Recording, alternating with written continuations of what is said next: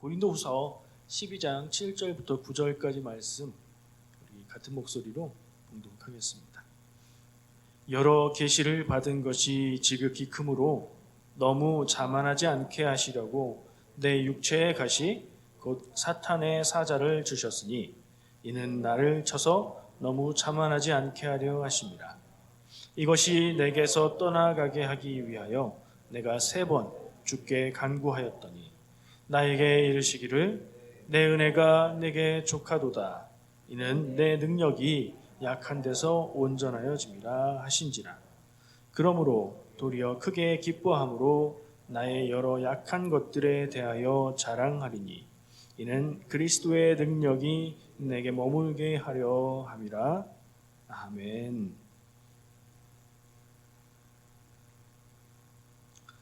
오늘 말씀의 제목을 가시가 은혜다 이렇게 적었어요. 가시는 사도 바울이 지금 말하고 있는데 그 내용 중에 육체에 가시가 있다 얘기하는 그 가시예요. 육체의 가시는 아픈 거인가 봐요. 가시 찔리면 아프잖아요. 좋은 것을 가시라고 표현하지는 않은 것 같아요. 힘들고 아프고 어려운 것. 근데 바울은 그것이 은혜가 된다 이렇게 고백하고 있어요. 이거 우리한테도 통하는 얘기인지, 우리 삶에는 어떤 가시가 있고 그것이 내게 은혜가 될지, 은혜의 통로가 될지 같이 한번 나누어 보려고 합니다. 사도 바울은 고린도후서 편지를 통해서 이렇게 오늘 본문 말씀에서 시작하고 있어요. 여러 계시를 받은 것이 지극히 크다. 누가 받았죠? 자기가 받은 거예요.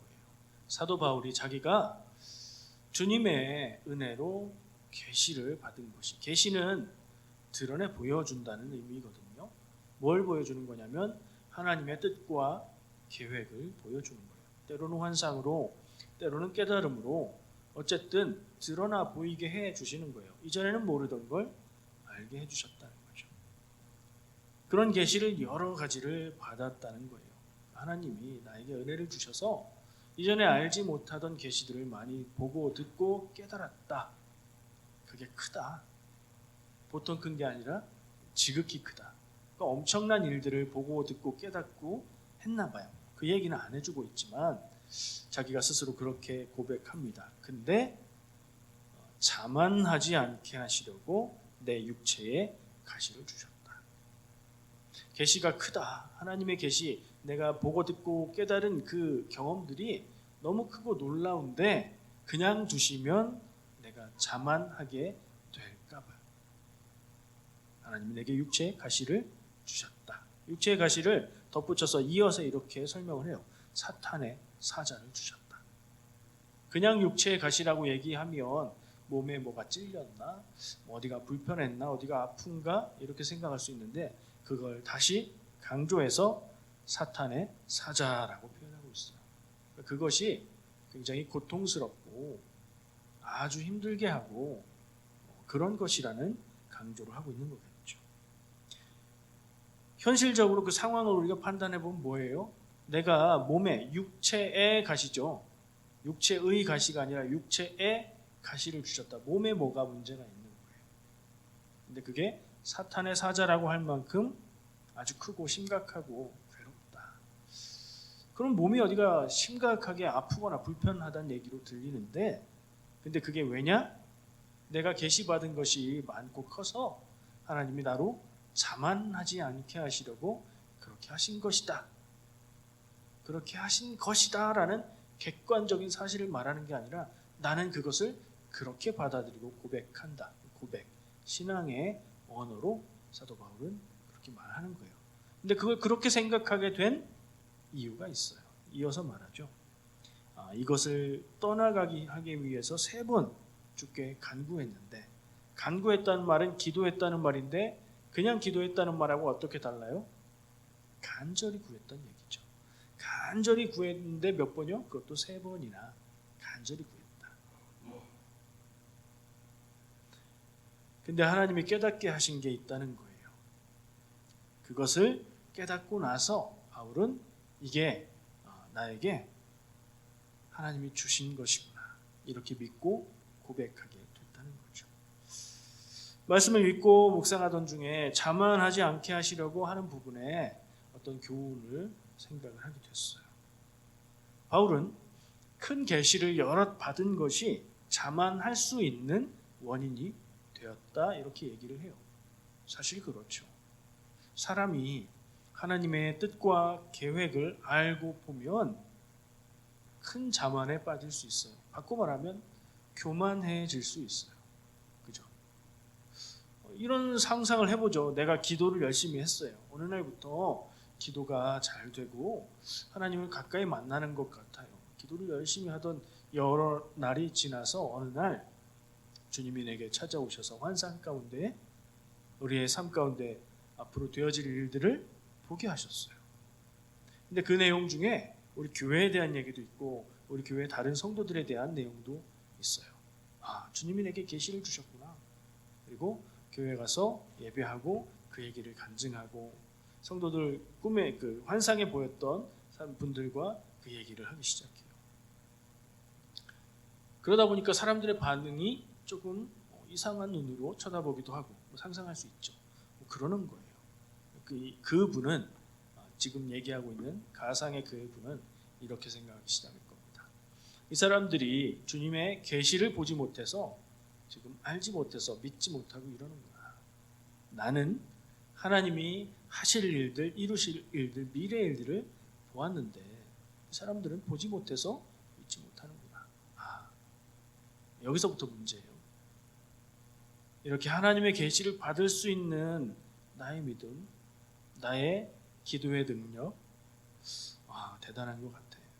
저 사람들은 모르고 나는 아는구나. 그러면서 뭐가 시작돼요?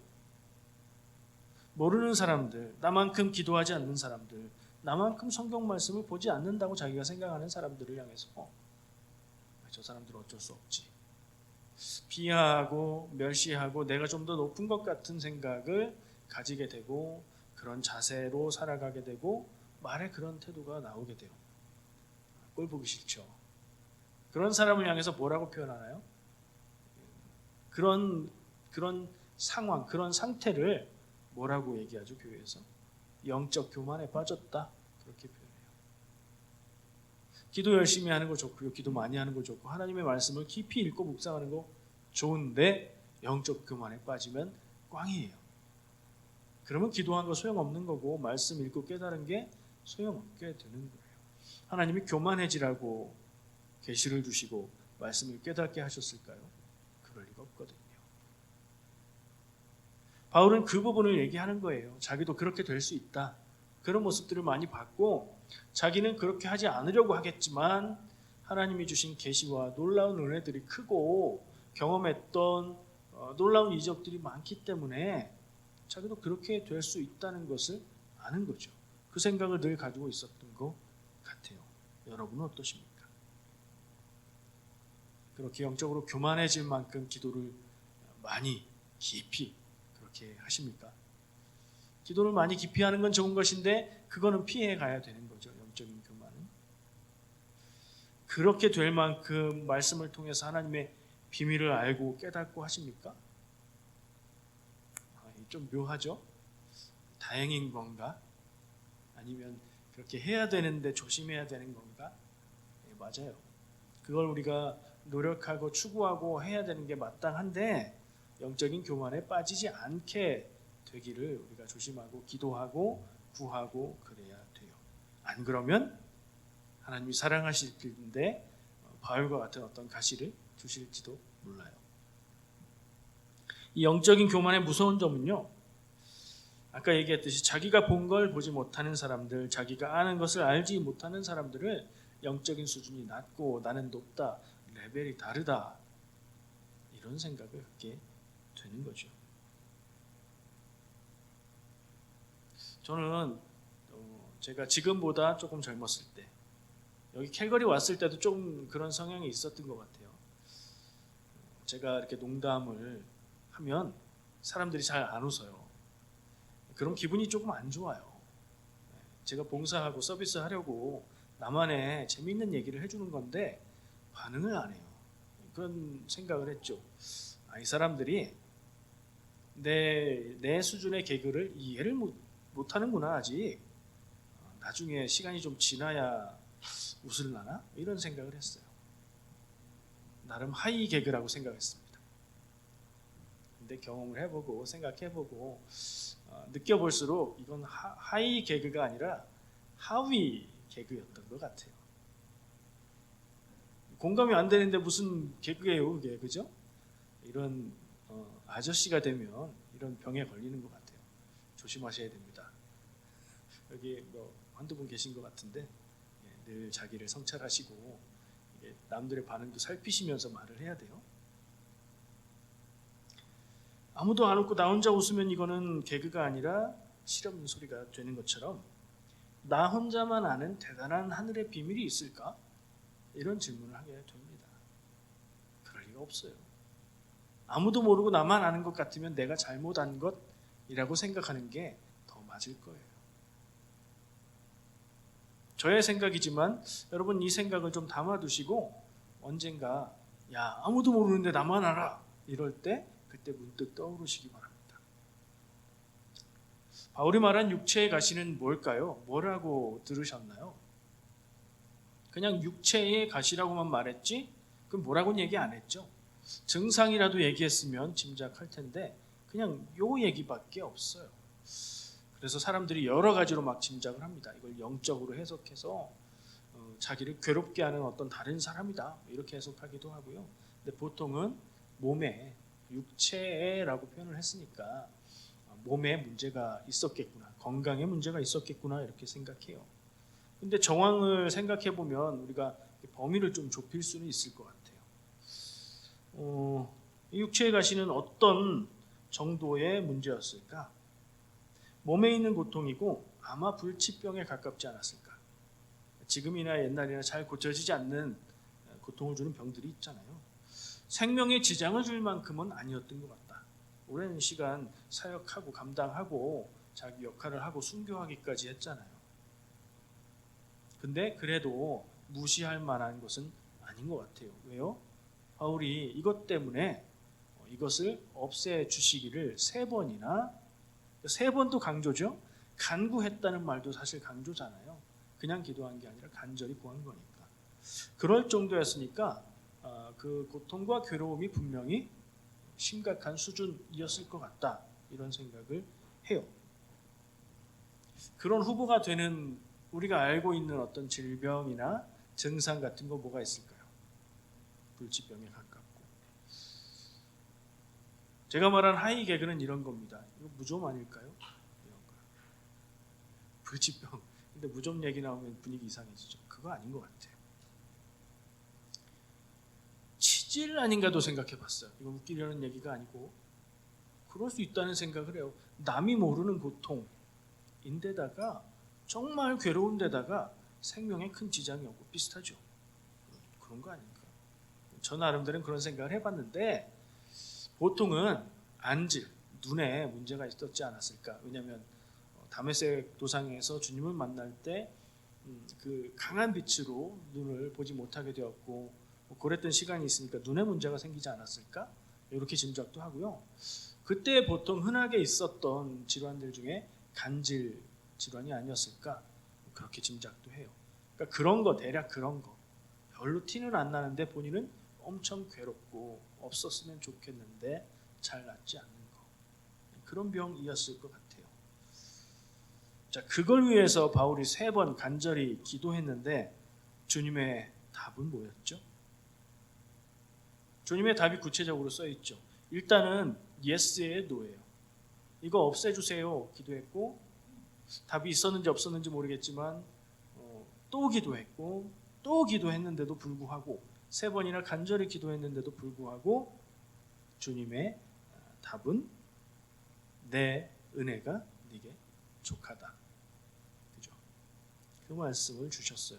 이거 결론적으로 간구한 사람의 입장에서는 예스의 노예요. 노죠, 노. 여러분 노 하시는 게 응답하신 겁니까? 안 하신 겁니까? 응답하신 거죠. 그렇죠? 여러분 우리도 간절히 기도하는 간구가 있지요. 오랜 시간 기도하고 정말 간절한 마음으로 기도하지요. 하나님이 노하실 수 있습니다. 지금 밑에 있는 아이들한테 말씀을 전할 때는 하나님 앞에 간절히 기도하면 하나님이 다 들어주신다 이렇게 얘기하겠지만, 세상을 살아보고 신앙으로 살아본 우리에게는 어른의 신앙 앞에서 그렇게 말하지 않습니다. 하나님 앞에 간절히 기도하는데 하나님이 그래 하고 주실 수도 있고, 아니 노하실 수도 있고, 기다리라고 하실 수도 있고, 아무 답을 하지 않으실 수도 있는데 그것까지도 응답하신 것이다 이렇게 말합니다. 우리 삶 가운데 늘 있는 일이죠. 그러면 우리는 어떻게 반응하나요? 어린아이 같으면 하나님 왜 안 주십니까 하고 떼쓰겠지만, 어른의 신앙이라면 하나님이 노하시고 웨이트 하시는데 하나님의 뜻과 계획이 있겠지 하고 기도하는 거죠. 바울은 그 답을 듣고 기도했고 생각했고 아쉬운 마음을 달래면서 답을 얻은 거예요.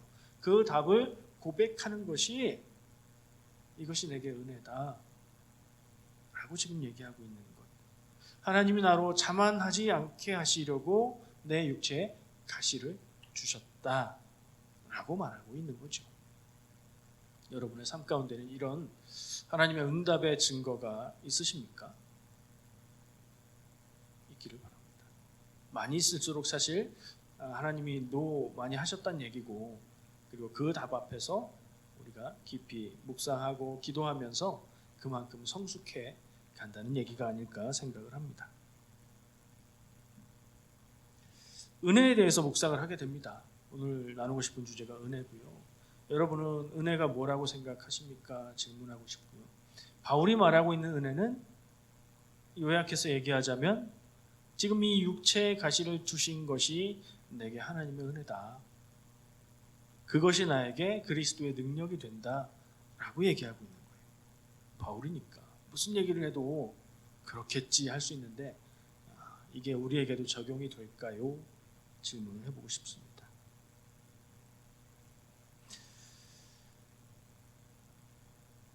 가시는 불편하고 힘든 거지 기쁜 건 아니었을 거예요. 우리가 정확하게 정체를 모른다고 얘기하고 있는데 확실한 건 있어요. 이게 기쁘고 즐겁고 재미있는 건 아니었을 거라는 거죠. 힘들고 괴롭고 불편한 것이었을 거예요. 그럼에도 불구하고 그것을 은혜로 고백한다. 이게 오늘 말씀의 핵심인 것 같아요. 그 가시로 인해서 바울처럼 나도 그리스도의 능력 안에 있고 그것을 기뻐한다면, 그럴 수 있다면 그게 우리에게도 은혜가 되지 않겠나 생각합니다. 얘기는 많이 하죠. 우리 인생에서 때로는 고난과 좌절이 약이 될 수 있습니다. 고개가 끄덕여지지만 그 고난을 당하는 그 시간, 그 입장에서는 그렇게 쉽게 말할 수는 없는 거죠. 아픔과 어려움은 근데 작은 것이라도 겪어봐서 아시겠지만 하나님의 은혜를 깨닫게 만드는 능력이 있습니다. 우리가 살면서 힘든 것을 다시 생각해 보면 고통이 은혜가 될 수 있고, 반대로 우리가 늘 바라는 형통하고 무탈하고 대단하게 성공하는 거, 주님 그런 욕심은 없어요. 그냥 우리가 하려고 하는 것들 막히지 않고 큰 문제 없고 아프지 않고 그렇게 살았으면 좋겠어요. 그런 은혜를 우리가 구하는데 저는 그게 복이 아닐 수 있다, 이런 생각도 해봅니다. 제가 자주 하는 얘기예요.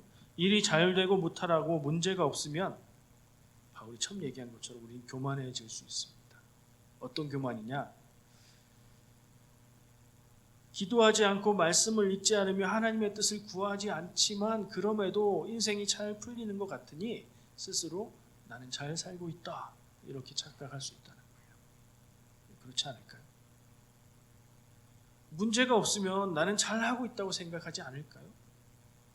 더불어 하는 일이 잘 되면요, 내가 잘나서, 거기까지는 아니더라도 내가 열심히 해서 잘 되는 거겠지 라고 생각하기가 쉽습니다. 저는 그게 더 어려움 앞에 직면하는 것보다 심각한 문제를 일으킬 수 있다고 생각합니다.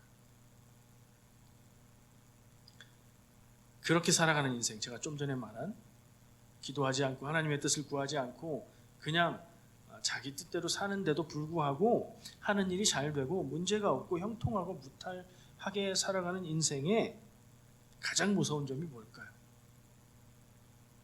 앞으로도 계속 그렇게 살아가는 거.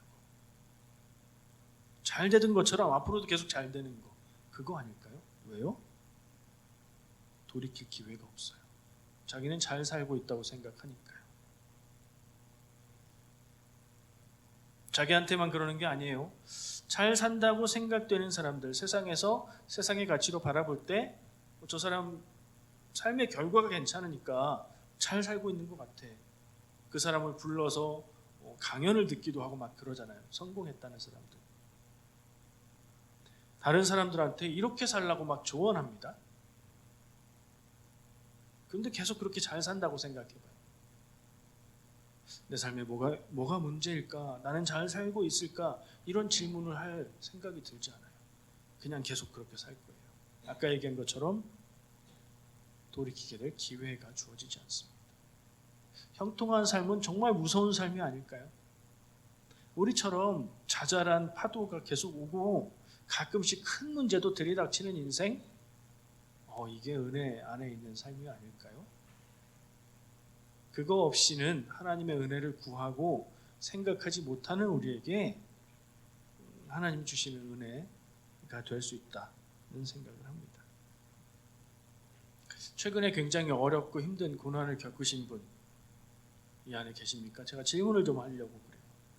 이준수 집사님, 죄송합니다. 깜짝 놀라셨죠? 주영이 2줄 나왔을 때 깜짝 놀라시고 그랬잖아요. 그죠? 걱정도 많이 되시고. 그리고 뭐 하셨어요? 기도하셨어요? 안 하셨어요? 기도하셨죠. 집사님도 아프셨고 주영이도 걸렸던 거 아닐까? 이런 생각하시면서, 아니 바뀌었죠. 상영이도 그런 생각하시면서 기도할 때에 그 병에 대한 기도만 하게 되시던가요? 아니면 다른 생각과 기도도 하게 되던가요? 네, 감사합니다. 원하던 대답이. 우리가 기도할 때 내가 기도하고 싶은 것만 기도하지는 않아요. 그렇죠? 어려운 일 앞에서는 하나님, 이것을 제가 무엇으로 받아들여야 될까요? 내 인생에 왜 이런 일이 있을까요? 그 의미를 생각하고 기도하게 되지요. 그걸 다르게 말하면 하나님의 뜻을 구하는 거예요. 내 인생을 향한 하나님의 뜻을 묻고 구하는 거죠. 그렇죠? 그러면 우리 다 같이 생각해 보죠. 그런 어려움을 겪고 기도하는 게 영적인 유익이 될까요? 그렇지 않을까요? 무르나 많아요. 돌아보고 기도하고 생각하고 하나님의 뜻을 구하는 건 분명히 영적인 유익이 됩니다. 그런 면에서 고난과 아픔은 은혜가 될 수 있어요. 작은 것이든 큰 것이든 우리가 그것을 어떻게 받아들이고 대하는지에 따라서 달라질 수 있어요. 그냥 어려운 일, 재수없는 일, 너무 힘든 일, 그러고 지나가면 그냥 힘들게 지낸 시간으로 끝나지만 그것을 놓고 기도하고 하나님의 뜻을 구하고 생각하고 또 전에는 몰랐는데 이런 아픔을 겪는 이웃들을 다시 한번 생각하고 그러면 그건 분명히 은혜의 통로가 되지요. 이런 얘기를 하면서 얘기하니까 납득이 되시는데 보통 은혜라고 말하면 어떤 느낌이 드십니까? 따뜻한 거예요? 차가운 거예요? 따뜻한 거 아니에요, 은혜는? 그죠? 포근하고 따뜻하고 뭔가 보호받고 있는 느낌이고 그런 이미지가 떠오르지 않으십니까? 우리가 받는 은혜, 어떤 말을 들을 때 가슴이 따뜻해지고 마음에 막혔던 것이 풀려지고 나를 답답하게 했던 문제가 해결되고 막 이러는 거잖아요. 우리 인생 가운데 그랬던 때가, 그런 은혜로 충만했던 때가 있습니까? 여러분의 기억에?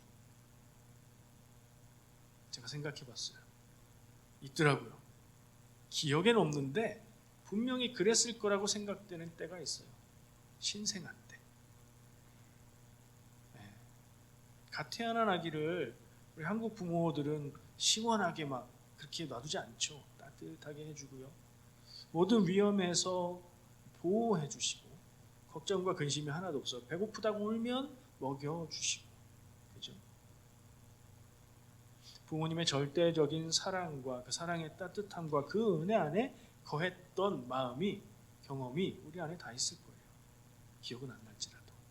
우리가 생각하는 은혜는 그런 거 아닌가? 근데 그게 정말 은혜의 모든 것일까? 분명히 은혜는 맞는데 은혜의 모든 것일까? 제가 아기 때라고 얘기했죠. 그런 은혜만 찾고 구한다면 그건 유아적인 수준의 은혜를 구하는 건 아닐까? 아기 같은 마음이 아닐까?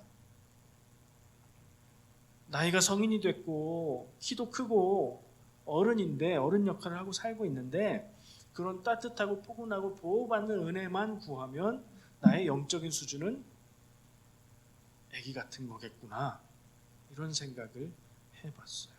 그러면 영적으로 어른된 사람의 수준에 주신 하나님의 은혜는 뭘까? 거기서 오늘 함께 나눴던 바울이 말한 은혜가 떠올랐습니다. 그 은혜는 즐겁고 편안하고 기쁜 건 아니지만 더 잘하고 더 성숙하게 하고 모르는 것을 깨닫게 하시는 은혜였고요. 그 은혜는 나만 알고 살던 사람이 다른 사람의 아픔도 돌아볼 줄 알게 만드는 은혜였죠. 어른이라는 건 그런 거 아닌가요? 영적으로 어른이 된다는 거 그런 거 아닐까요? 아픔도 은혜로 여기고 받아들이고 감사할 수 있는 것, 그런 생각까지 하게 되었습니다.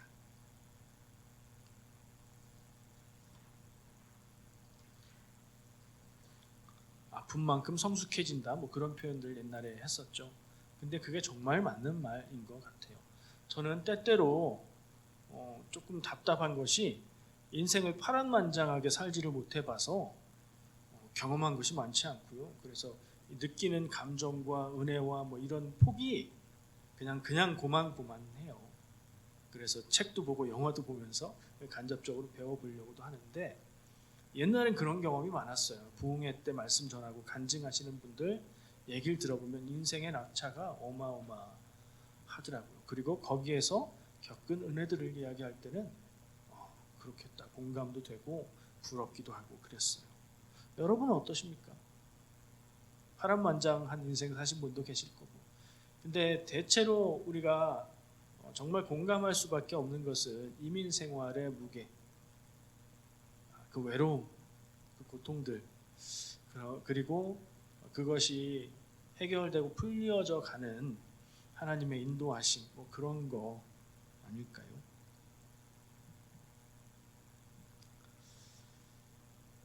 우리가 그것들에 공감하고 그것들의 은혜를 나눌 수 있다면 오늘 바울이 말한 은혜에 한 발짝 더 가까이 가는 거일 수 있다는 생각을 해요. 질문해 보겠습니다. 여러분, 고난이 은혜입니다. 여기에 마음속으로 아멘이 되십니까? 모든 고난이 다 은혜다, 뭐 이렇게 말할 수는 없겠죠. 그러나 고난이 은혜다. 그러면 한편으로는 이런 생각도 들 거예요. 그러면 고난 말고 좋은 것은 은혜가 아니란 말입니까? 아니죠. 좋은 것도 감사한 일이죠. 그것도 은혜죠. 그거 빼놓으면 안 되고요. 그러나 고난도 은혜라는 겁니다. 지금 고난 중에 있어서 마음이 힘들고 어려우시다면 오늘 말씀이 마음에 새겨지시기를 바랍니다. 여러분은 하나님의 사랑과 은혜 안에 계신 거고요. 그런 상황이 아니시라면 감사할 일이고요. 앞으로 분명히 다가와서 만나게 될 겁니다. 그런 은혜를. 그때를 대비해서 마음속에 이건 은혜다, 이거 새겨놓으시기를 바랍니다.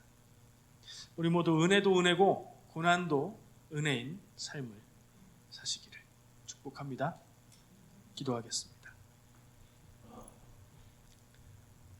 사랑과 은혜의 주님, 우리가 늘 주님의 은혜를 구하는데 오늘 말씀을 나누고 보니 내 삶 가운데 주셨던 아픔들, 외로움들, 어려움들도 은혜인 것을 생각하게 됩니다.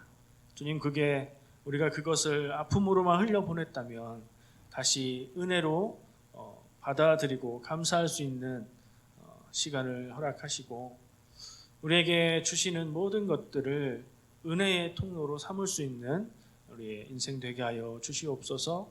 예수님의 이름으로 기도합니다. 아멘.